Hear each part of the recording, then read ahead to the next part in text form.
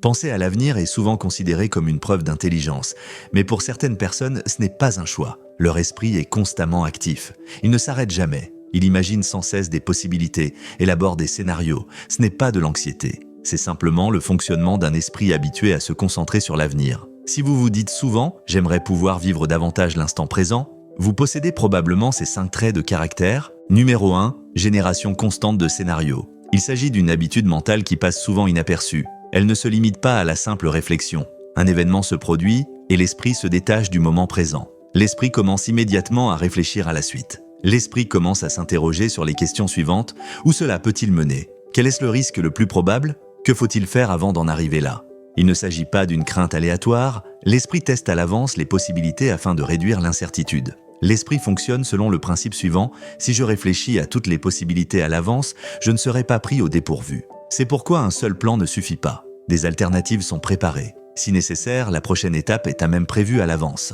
Ce comportement peut sembler être de l'anxiété vue de l'extérieur. En réalité, il s'agit d'une vigilance mentale réglée pour anticiper les risques. Les moments qui ne se sont pas encore produits sont répétés à plusieurs reprises dans l'esprit. Les émotions sont dépensées trop tôt. L'énergie est consacrée à des possibilités qui ne se sont pas encore réalisées. Et finalement, le sentiment suivant apparaît: il n'y a rien, mais je suis fatigué. Ce n'est pas une faiblesse, c'est le prix à payer pour un esprit qui travaille constamment à l'avance. À ce stade, la plupart des gens pensent que le problème vient d'eux-mêmes. Si vous ressentez la même chose, la raison peut être différente de ce que vous pensez. Numéro 2, besoin élevé de contrôle.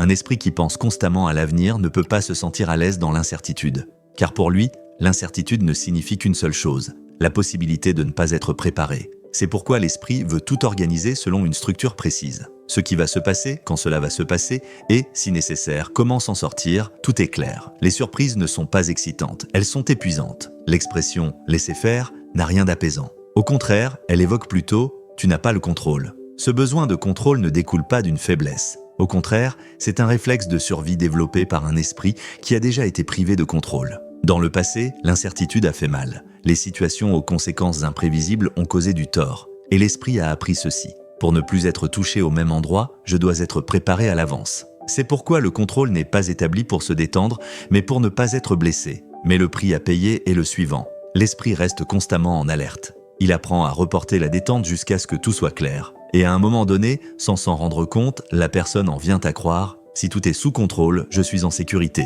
Numéro 3, tendance au perfectionnisme. Pour un esprit qui calcule constamment l'avenir, une erreur n'est pas un simple contretemps. Il l'aperçoit comme un risque susceptible de s'aggraver à l'avenir. Car pour l'esprit, cela signifie qu'une erreur est synonyme de perte de contrôle. C'est pourquoi les décisions ne sont pas faciles à prendre. Chaque option est réfléchie à plusieurs reprises. Vous avez du mal à vous lancer.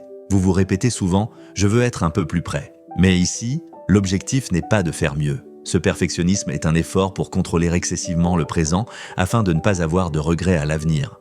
L'esprit croit que, si je commence de manière parfaite, les résultats ne me feront pas de mal. Cette croyance peut sembler juste, mais elle aboutit souvent à l'inaction. Car ne pas prendre de risques semble plus sûr que d'en prendre. Ce n'est pas de la paresse, c'est un esprit qui cherche à protéger l'avenir et qui contrôle trop le présent. Et avec le temps, la personne s'habitue à ne penser qu'aux possibilités au lieu d'agir. Alors, comment ce piège ruine-t-il votre avenir? Nous approfondirons ce sujet dans la prochaine vidéo. Ne la manquez pas. Numéro 4, difficulté à se connecter au moment présent. Le corps est là, mais l'esprit est déjà plusieurs pas plus loin. Au moment même où l'instant se vit, au lieu de le ressentir tel qu'il est, l'esprit cherche à l'analyser. Il calcule la suite. Il évalue les conséquences possibles. Il mesure son impact sur lui-même. L'instant cesse d'être une expérience à vivre. Il se transforme en un point de données lié à l'avenir. C'est pourquoi le plaisir est perçu tardivement. Même les beaux moments ne s'impriment pas complètement dans l'esprit. Car au fond de soi, cette pensée travaille, cela aussi va finir. Le présent n'est plus un espace à vivre, mais une étape vers l'avenir. Cette déconnexion n'est pas de l'insensibilité. Les émotions ne sont pas absentes. C'est simplement que l'esprit a pris les devants. Ce n'est pas parce que ces personnes sont incapables de vivre l'instant présent, mais parce que leur esprit est conditionné à toujours regarder vers l'avenir, qu'elles ont un contact faible avec le moment présent. Le problème n'est pas de ne pas ressentir, le problème, c'est que l'esprit passe à l'étape suivante sans laisser le temps de ressentir. Numéro 5. La fatigue décisionnelle. Un esprit qui calcule constamment l'avenir ne considère pas les décisions comme des moments uniques. Chaque choix entraîne d'autres conséquences à l'avenir. Cela conduit à ce qui suit. Même les petites décisions deviennent épuisantes. Même après avoir fait un choix, le doute persiste. L'esprit ne peut pas se reposer, ce n'est pas de l'indécision, mais plutôt une surcharge d'un esprit qui envisage trop de possibilités. Il existe une opinion répandue en psychologie. Plus l'esprit essaie de contrôler l'avenir, plus son lien avec le moment présent s'affaiblit. Pensez-vous que cette situation soit une compétence protectrice ou qu'elle se transforme imperceptiblement en une limite?